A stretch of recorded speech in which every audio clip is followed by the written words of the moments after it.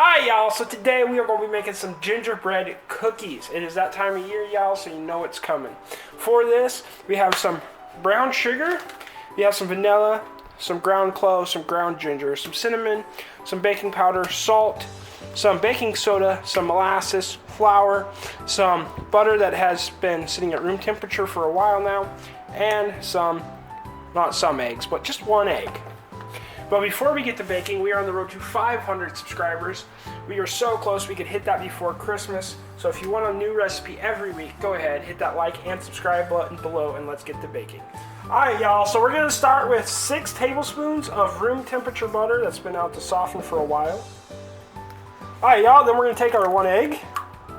Then we're gonna add in 1 tablespoon of our vanilla. Then we're gonna go ahead and get this cream together. Alright y'all, so now we're going to take half a cup of our molasses. Alright y'all, so now we're going to go ahead and get this all well incorporated. Alright y'all, so we're going to have a tablespoon of our ground ginger.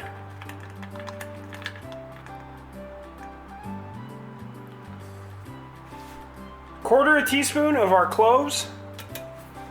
Alright y'all, so 2 teaspoons of cinnamon. 3/4 teaspoon of baking soda, or 1.5 teaspoons of baking powder. Alright, now we're just going to go ahead and get this all blended together.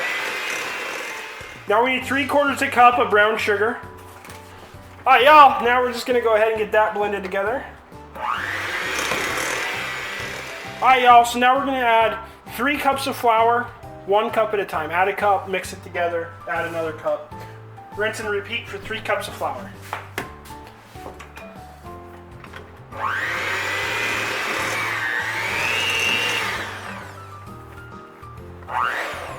And then once it's well mixed up, we're going to go ahead and finish this off by hand. Alright y'all. Now you could wrap this this whole dough up in one go, but split it in half.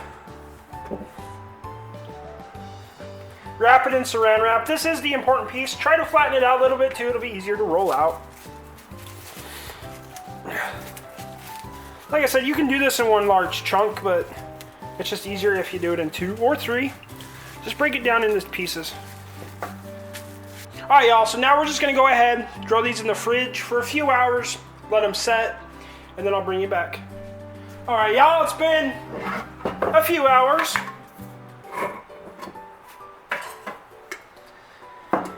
We just want to take some flour, kind of generously flour your counter. Then we're just going to roll out our dough. Okay. All right, so we got it rolled out to about 1/4 inch. We're just going to take our cookie cutters. You can roll them a little thicker if you want a little chewier, a little thinner if you want them a little crispier. Now to re-roll this dough the least amount of times, you want to get these things as close as you can to each other. Alright y'all, so once we get them cut out and put on our cookie sheet, we have our oven preset to 375. We're going to throw these in there for 7 to 9 minutes. And at that point, I'll bring you back. Now ours have cooked for 8 minutes. Now we're going to let them cool for just a few minutes before we transfer them over to our cooling rack. And we're just going to rinse and repeat this until all our cookies are made.